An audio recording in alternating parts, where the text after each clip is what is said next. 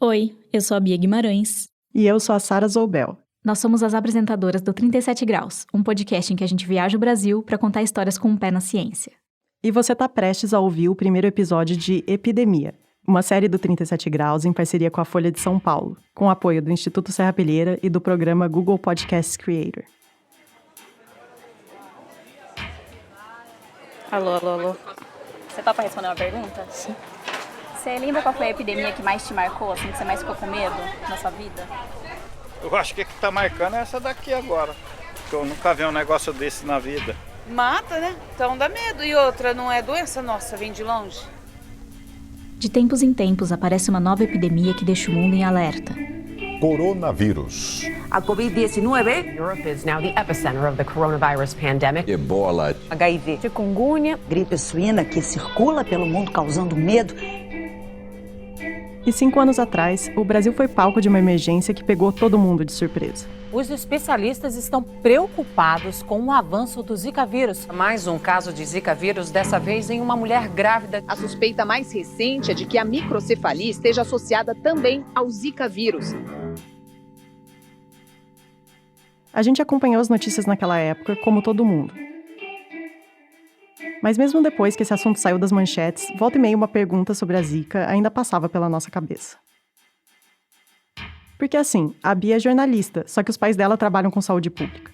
Inclusive, o pai dela é do controle da dengue. Quando ela era criança, a senha do computador da casa dela era Aedes aegypti. E a Sara não é especialista em vírus, mas ela é bióloga e passou boa parte da vida no laboratório. E eu, que sento do lado dela o tempo inteiro, posso dizer que o mundo das células e das moléculas vive na cabeça dela. E aí, no ano passado, a gente decidiu investigar aquelas perguntas que a gente ainda tinha sobre a Zika. Mas a gente nem esperava o que ia encontrar. A dimensão real do que aconteceu, a gente nunca vai saber. Do ponto de vista científico, para a Zika, nós estamos na Idade da Pedra. Teve alguma outra coisa na sua vida que você acha que foi comparável com esse episódio? Não, acho que não. Gostaria de desse capítulo não ter passado. Você via no olhar das pessoas aquela sensação de que, olha, a ciência vai responder esse negócio. E no fim das contas, a gente descobriu que a história da Zika é maior do que só a Zika. Porque ela ajuda a entender como as epidemias acontecem. A malária, por exemplo, a varíola, não tinha tido contato nenhum. E aí foi assim, igual um rastilho de pólvora. As marcas que elas deixam pra trás. Pensava que minha filha ia ser uma criança normal, sem nenhuma deficiência, que eu ia levar a vida normal, ia continuar trabalhando. Eram os planos, né? Até o dia dela nascer. E o que a gente pode esperar do futuro?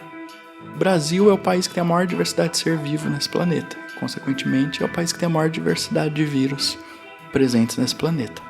A estratégia que está sendo usada há 60 anos não está funcionando. Será que não está na hora de mudar a estratégia? E quando a gente decidiu fazer essa série, uns 6 meses atrás, não dava pra imaginar que ela ia estrear no meio de uma pandemia. Este é o primeiro episódio de Epidemia. E agora? Né? O que acontece depois de uma epidemia?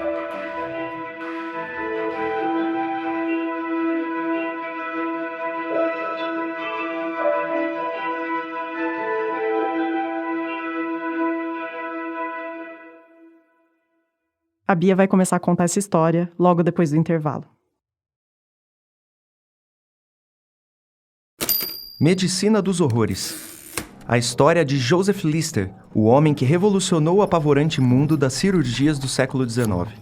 Na década de 1840, a cirurgia era um trabalho imundo, que deveria ser evitado a todo custo. Lançado pela editora Intrínseca, o livro da historiadora Lindsay Fitzharris vai te transportar para a época em que os cirurgiões se gabavam por fazer amputações em 30 segundos.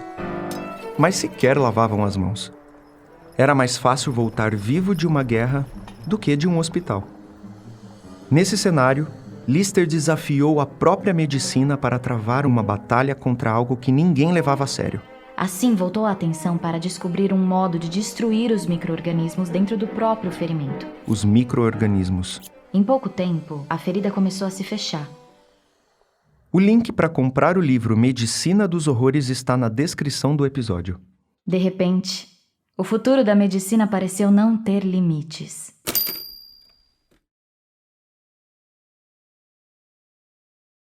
Neste episódio, o que acontece quando uma doença dá as caras pela primeira vez? Tudo começa em 2014. Se você não lembra qual era o cenário geral do país naquele momento, eu te ajudo. Primeiro que foi ano de Copa no Brasil. O país do futebol sediando uma Copa do Mundo depois de mais de 60 anos.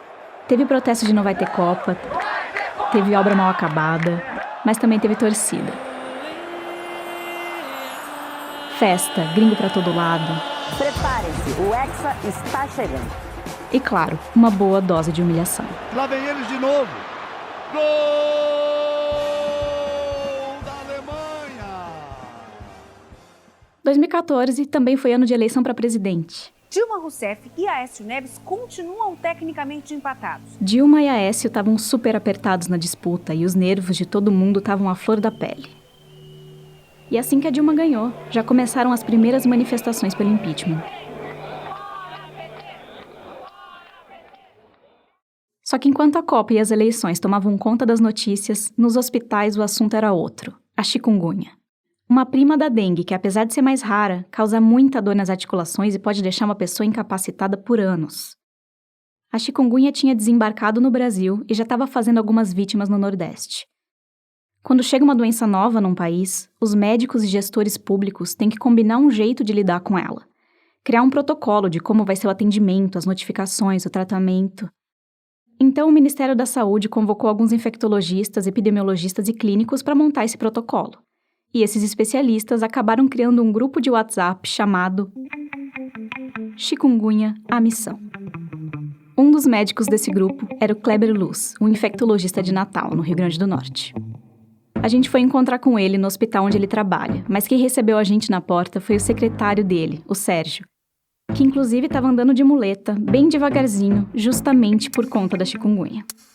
Ele estava se recuperando com a ajuda do Kleber. Se o Kleber mandar, eu como cocô de burro no dia seguinte. Ele mandando, eu como. Agora, outra pessoa mandar, não adianta, eu não vou comer. Ele disse que o Kleber nunca se atrasava para nada, mas naquele dia aconteceu. O Kleber chegou quase 1 hora atrasado. E eu acabei de acordar. O Kleber é aquele tipo de médico que adora um sintoma intrigante, uma epidemia misteriosa. Vira e mexe, os colegas pedem ajuda pra ele quando precisam decifrar um diagnóstico difícil. E ele curte essas coisas meio que desde sempre.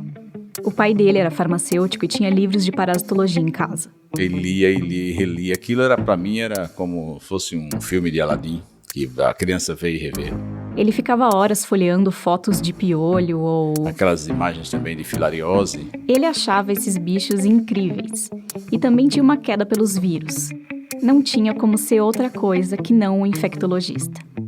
E aí, deu no que deu. A rotina dele hoje é cheia de dengue, leishmaniose e hepatite. Tanto no hospital, como na Universidade Federal do Rio Grande do Norte, onde ele dá aula e faz pesquisa. Mas voltando para 2014.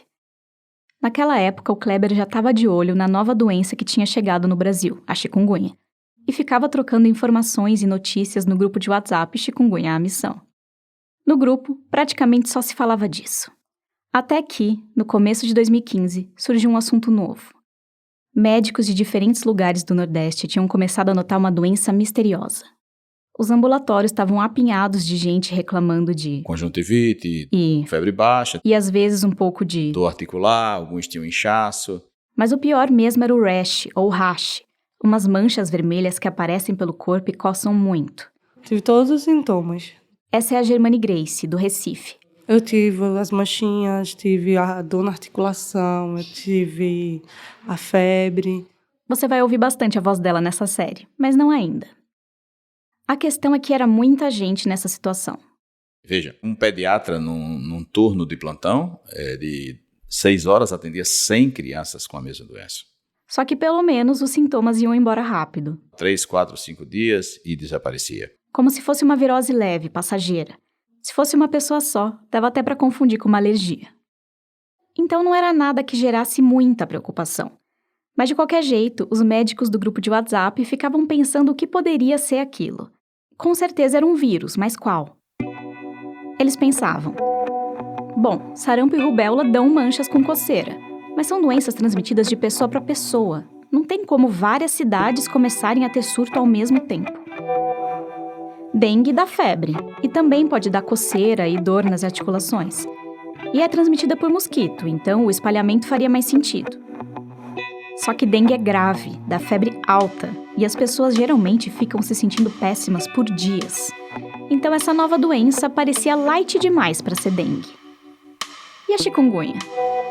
Ela também é mais grave que essa nova doença, mas como o vírus tinha acabado de chegar no Brasil, talvez pudesse ter um comportamento que a gente ainda não conhecia direito. E por último, tinha a possibilidade de ser um vírus novo, uma coisa nunca vista por aqui, vai saber. Só que imagina, essa conversa toda estava rolando num grupo privado, com alguns poucos médicos e pesquisadores.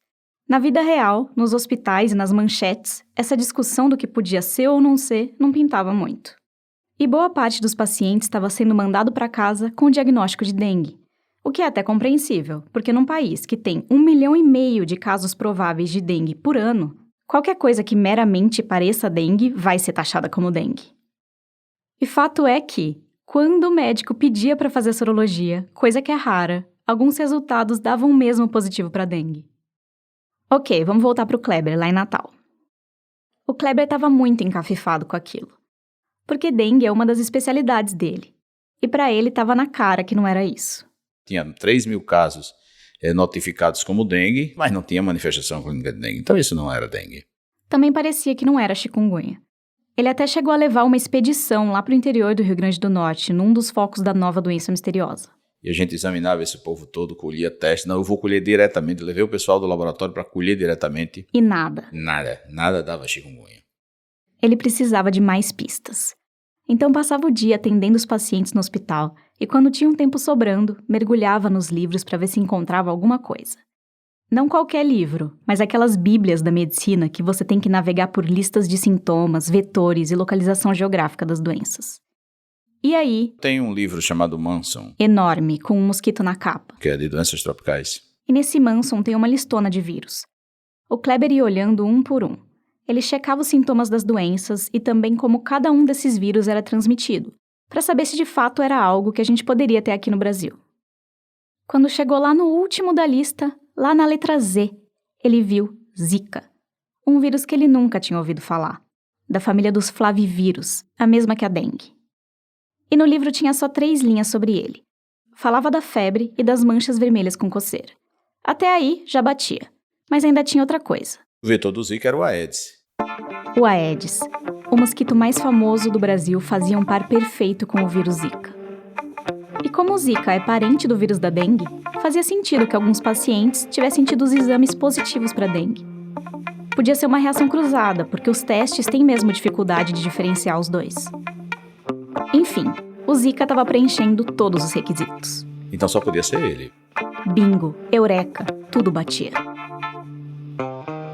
Tirando o fato de que, naquele momento, ninguém sabia quase nada sobre esse vírus. Nada, não sabia nada. Porque até o finalzinho de 2015, que foi quando aconteceu o surto de microcefalia aqui no Brasil, Zika mal aparecia nos livros e artigos científicos. Então eu resolvi conversar com a Sara, que faz o programa comigo, porque ela é bióloga e já estava estudando esse assunto do vírus para um dos episódios da série. Gravando. Ok. Bom, basicamente, qual é a historinha desse vírus Zika? Tipo, da onde ele vem, que a gente saiba. Tá. Eu dei uma olhadinha nisso. E essa história começa na Uganda. E a gente tá na década de 40, hein? Juro, eu achei que a Sara ia me dar uma explicação de 5 minutos, mas ela falou por meia hora. Nessa época, fazia uns anos, o Instituto Rockefeller tinha instalado no país um instituto de pesquisa em febre amarela. Mas eu resumi, pelo nosso bem. Em 47, o pessoal do Instituto está fazendo um monitoramento de febre amarela na floresta ali perto. Na floresta Zika, né? Porque a floresta é com 2 Is. Eles pegaram e construíram na floresta, na copa das árvores, como se fossem umas plataformas. Como se fosse, tipo, a floresta é o laboratório e os macacos são as cobaias. Isso, prenderam os macacos na copa das árvores e esperavam eles pegarem febre amarela. Aí, no dia 18 de abril de 47, a pessoa foi lá olhar os macacos e o macaco estava com febre.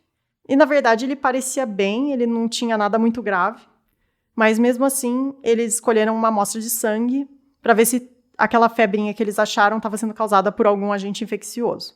Eles testaram para ver se era algum dos vírus que eles já conheciam naquela época, mas não era um vírus novo. e eles batizaram o vírus de Zika, que é o nome da floresta onde ele foi encontrado. Zika, né? No ano seguinte, que foi 1948, eles encontraram o Zika num mosquito do gênero Aedes africanos, na mesma floresta. Isso já mostrava que ele podia ser transmitido por mosquitos. E aí, nos próximos anos, eles isolam esse vírus de novo algumas poucas vezes. Inclusive, acharam Zika numa garota na Nigéria, do outro lado da África. Uma indicação de que o vírus não estava só na floresta da Uganda. Mas não tinha nenhuma prova de que o vírus Zika definitivamente causava doença em alguém. Porque não é, tipo, que eu acho, por exemplo, um vírus em você, não quer dizer que ele está causando uma doença em você.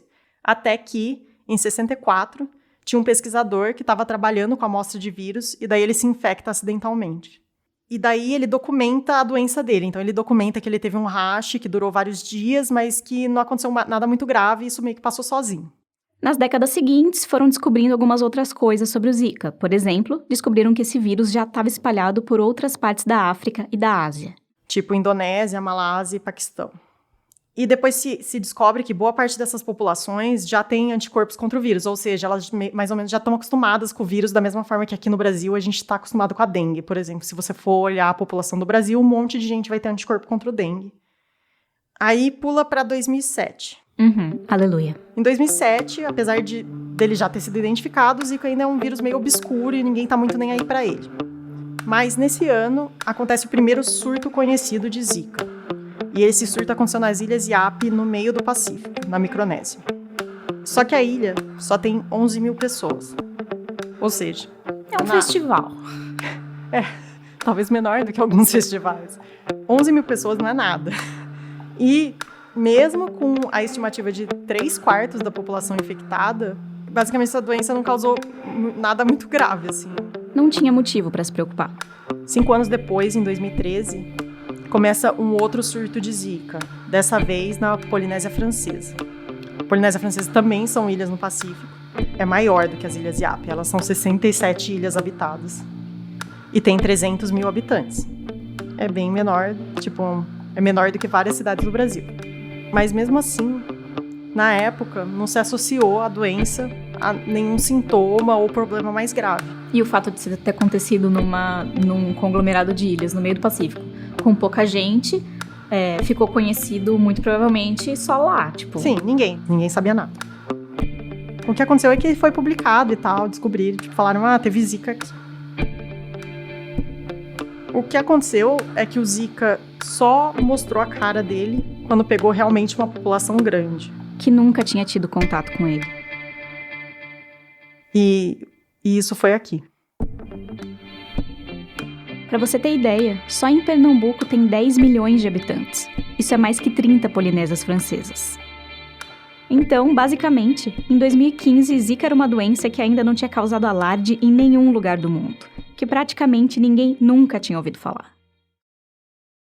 Por isso era meio esquisito pensar que esse tal de Zika podia ser o vírus que estava perturbando os hospitais do Nordeste. Mas o Kleber estava seguro daquela hipótese. Isso era Zika. E em março de 2015, ele jogou a ideia lá no grupo Chikungunya à Missão, que continuava a todo vapor.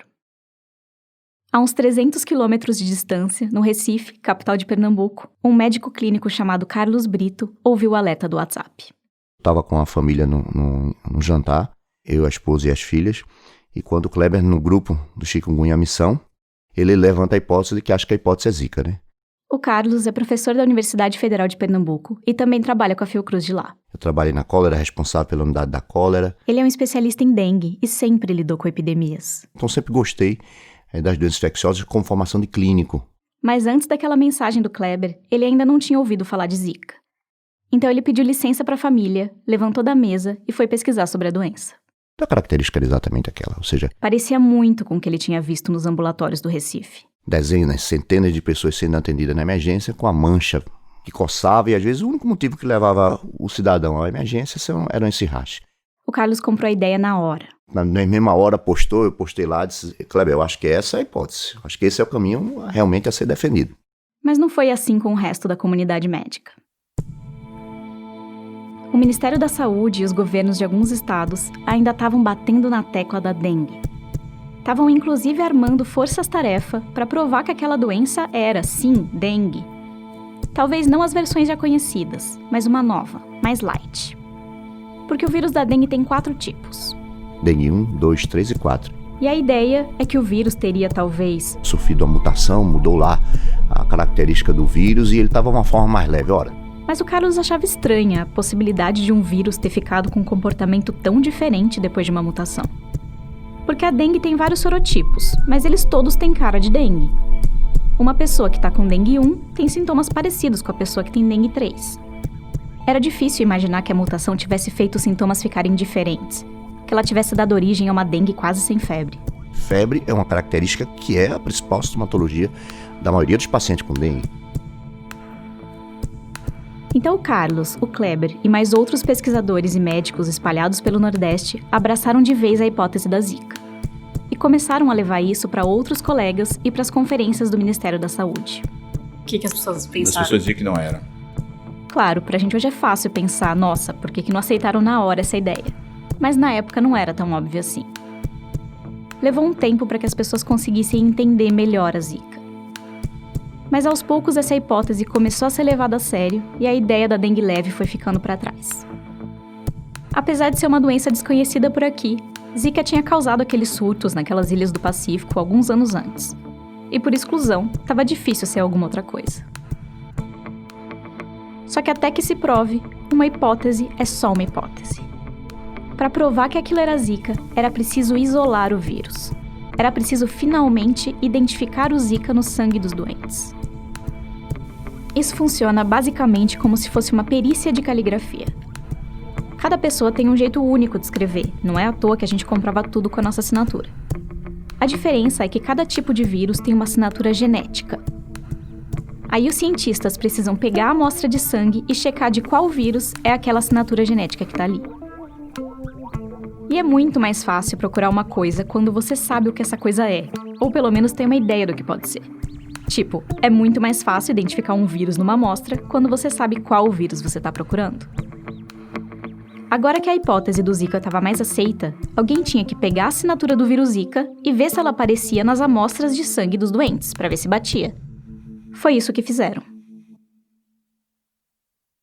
E nessa reta final do trabalho de detetive, de finalmente identificar o vírus nos doentes, duas histórias correram em paralelo. O Kleber resolveu mandar as amostras do Rio Grande do Norte para Fiocruz do Paraná. Meio que ao mesmo tempo, na Universidade Federal da Bahia, 2 virologistas também correram para fazer esse isolamento do Zika. E foram eles, os pesquisadores da Bahia, que acabaram chegando na frente. Em maio de 2015, uns 4 meses depois que a doença misteriosa começou a chamar atenção nos ambulatórios, o Gúbio Soares e a Silvia Sardi ficaram conhecidos como os grandes detectores do Zika no Brasil. E aí o Ministério da Saúde fez o anúncio tão esperado.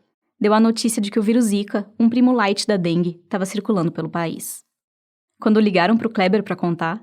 Kleber, deu Zika. Ele nem se comoveu. Eu já sabia, isso aí é... O caso estava resolvido, mas ainda meio esburacado. Até hoje não se sabe muito bem como e quando o Zika chegou no Brasil.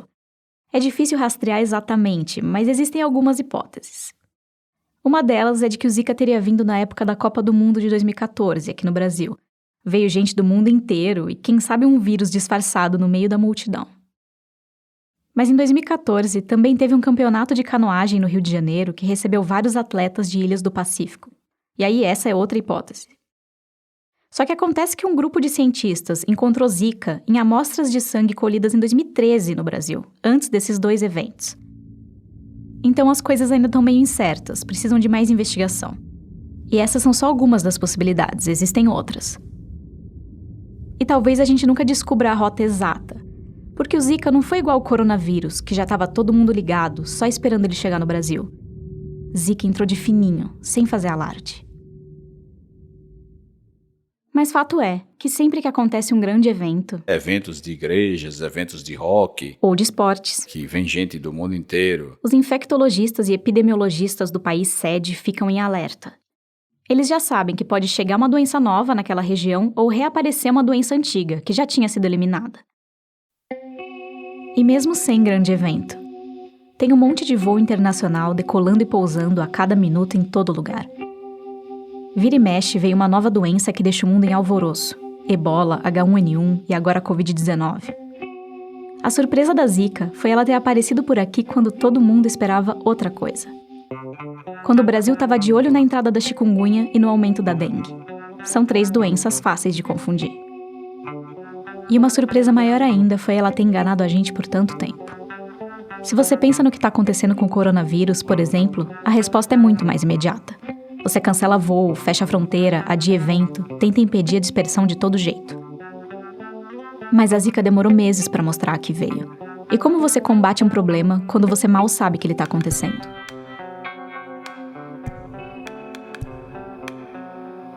Zika varreu o Nordeste no começo de 2015 e depois foi chegando no resto do Brasil, das Américas e do mundo. E o pior é que não dá nem para saber quantas pessoas de fato tiveram a doença naquele primeiro ano. Porque até o vírus ser oficialmente identificado, a doença não entrava nas notificações. E nesse período, sabe-se lá quantas pessoas foram diagnosticadas com dengue ou sarampo quando na verdade tinham Zika. Isso sem falar nos vários casos assintomáticos ou com sintomas tão fracos que a pessoa sequer foi ao médico. Tudo isso ficou de fora das estatísticas. Em junho de 2015, pouco tempo depois do Zika ter sido encontrado no Brasil, o então ministro da Saúde, Arthur Quioro, fez um anúncio sobre a situação da dengue, da chikungunya e da Zika no país. A primeira questão, deixa eu ir passando aqui. O vídeo dessa fala tem 43 minutos.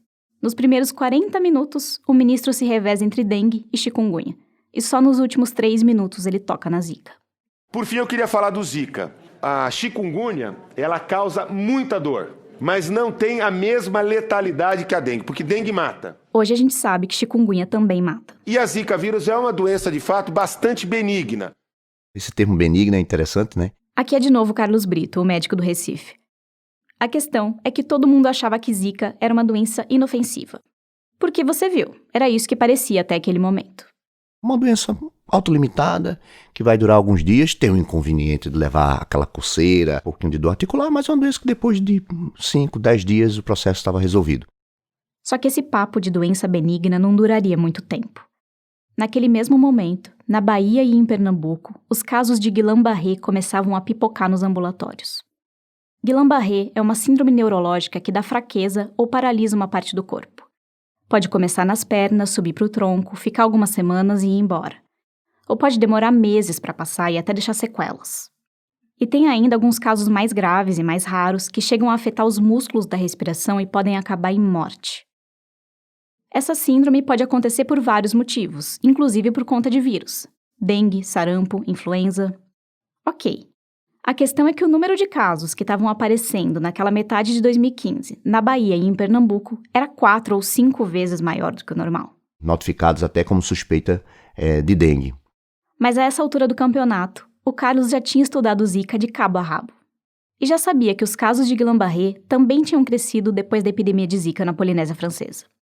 Ainda não era certeza que uma coisa tinha a ver com a outra, mas parecia provável. Então ele decidiu visitar alguns pacientes que estavam com Guillain-Barré num hospital que é referência em neurologia, lá no Recife. Ele chegava e dizia: Conte sua história. E aí o paciente contava. Olha, eu tive dengue. E ele perguntava: Como foi essa dengue? E ela começa a descrever. Eu tive uma mancha na pele, fiquei com o rosto todo vermelho e coçava. Você estava bem? Eu estava bem. Teve febre? Não teve febre, até caminhava.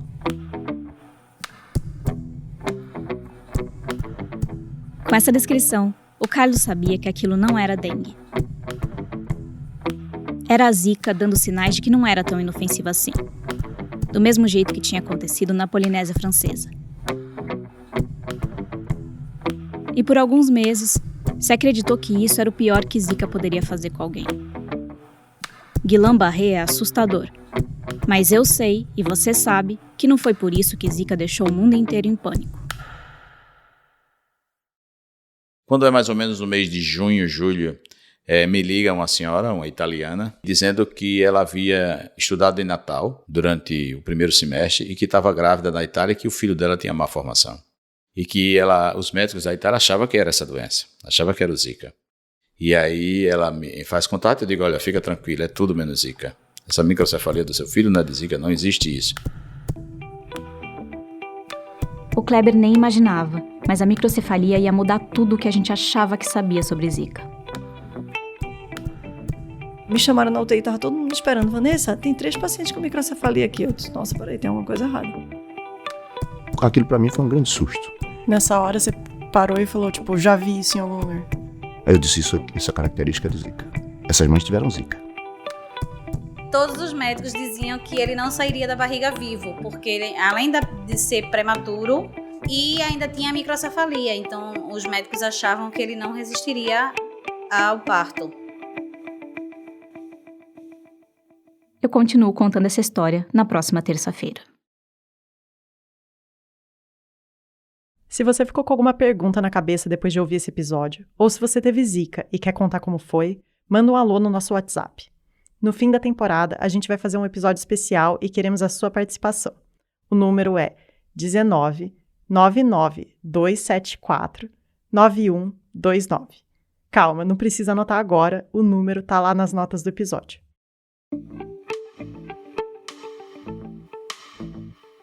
Só um aviso. Esse episódio foi atualizado, no mesmo dia da publicação original, para corrigir uma informação sobre os casos de Guillain-Barré na Polinésia Francesa. Epidemia é uma série do 37 Graus em parceria com a Folha. Os episódios saem sempre às terças-feiras. E aproveita para acompanhar a @37podcast nas redes sociais. A apresentação, o roteiro e a edição da série Epidemia são feitos pela Bia Guimarães e por mim, Sara Zoubel. Esse episódio teve a colaboração do Bruno Rezende. A trilha sonora é do Gabriel Falcão e a ilustração é da Larissa Ribeiro. O 37 Graus é uma produção do Lab 37 e tem o apoio do Instituto Serra Pilheira, que financia a pesquisa e a divulgação científica no Brasil. E também faz parte do programa Google Podcasts Creator.